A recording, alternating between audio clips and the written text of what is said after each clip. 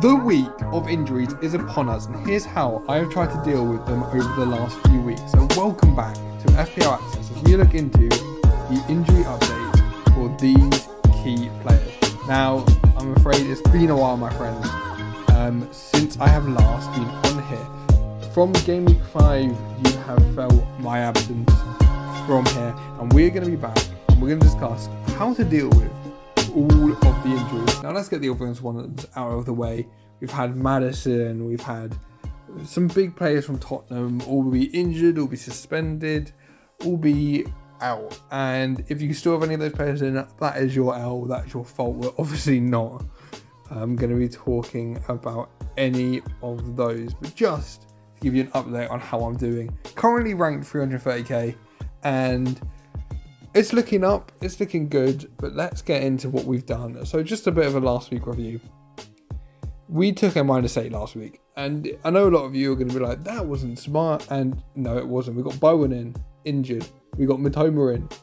Well, we know what's happened with Mitoma, injured. We got Lascelles in for Burn to come down that price because Burn got injured. Obviously, Madison went out, Diaby went out as well.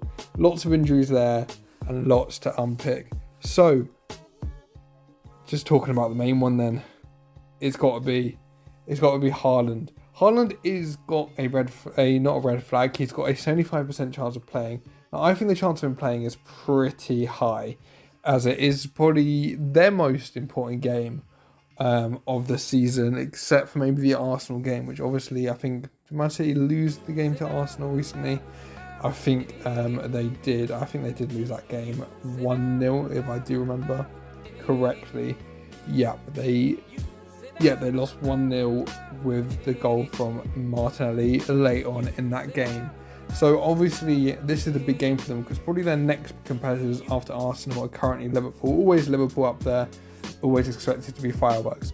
And if Liverpool win this game, they go top of the Prem and Man City can fall off it. So I expect Haaland to play, even if it is a slight knock, and he will be back for that game. So Haaland, you don't have to worry about. For my team particularly, I still have Udogie, which is a bit of an L. Obviously, Spurs defence is looking shy right now. He's just come back from the red card. He's still got that slight niggle of a muscle injury, and he could not play, which wouldn't be great for my team. Because I'm probably going to just bench him. I've got Lascelles, I've got Tsimikas, and these guys will be playing. Now, talking about the two major ones, I've already dealt with Mitoma. I got him out earlier in the week, and am I regretting that a little bit now? Maybe not, because Mitoma obviously has been spotted in training as of today, which is the 23rd of November. So he could very much be back in the fold, if that makes sense. He could very much be a part of Brighton's next game. Now, they could easily rest him. Brighton and Forest, it's a game which probably they're expecting to win, and I don't think they're going to rush Mitoma back from that. They've got a lot of different players who can play, and Mitoma is readily available for the weeks after that. And I think, it was a smart move to get him out, because he's really a 2-week punt anyway for me. So then just looking at my other transfers that I've done already, I've locked in 2 transfers, which means, yes, I have taken a -4, and I might even take a -8 again, despite last week's not doing well, just to save money. Cash went out for Gabriel. That was an early move I made. Aston Villa have looked terrible. Their sort of run of good games is slowly coming to an end.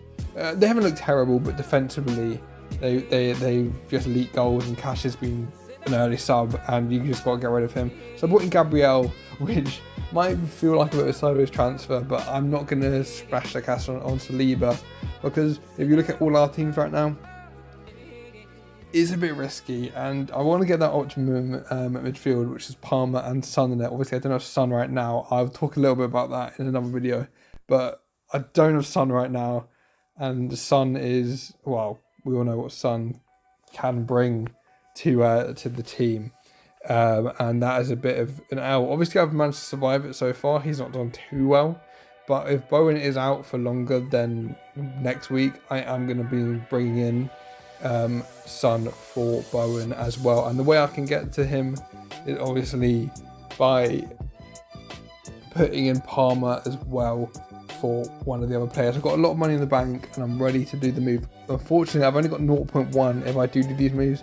So any price rises could potentially price me out of these moves. So I might have to move early, which means Palmer is hinted to rise. So do I really want to do Hechan to Palmer this week? Not especially, because obviously Hechan's got Fulham, then he's got Burnley, then he's got Forest. Obviously we need to see how he looks. He didn't do well against Tottenham, but he did return against Sheffield United when they did obviously lose. So he could do well again, and I really think the Fulham test is ready to see that. And then I think, yeah, Bowen's the main one. And I think Mitoma's a sell, and I think Bowen is a hold. And for me, that's just because he could come back next week. He's got a lot of good fixtures. He's not likely to drop in price because he's been brought in a lot of times this week. And he's also got Burnley, Crystal Palace, Fulham, Wolves, all from Game Week 17. And I'm probably going to bring him in around in Game Week 17 if I am going to do that. Obviously, Spurs' fixtures right now don't look great, so I'm not really worried about Son. I'm thinking Son could do well against Fulham. He's got Man City, he's got Newcastle, which I think he'll do well against. I think he could do well against West Ham, and I think Forest, Everton, Brighton, Bournemouth, you need him for those four definitely. Got Man United thrown in there as well, and then he just goes on a run of really good games until arguably Game Week 32, which is I know a long way away, and you're probably going to have a wild card in there, but you've really got to get a crack on the idea that Bowen is very easily replaceable for Son at that point.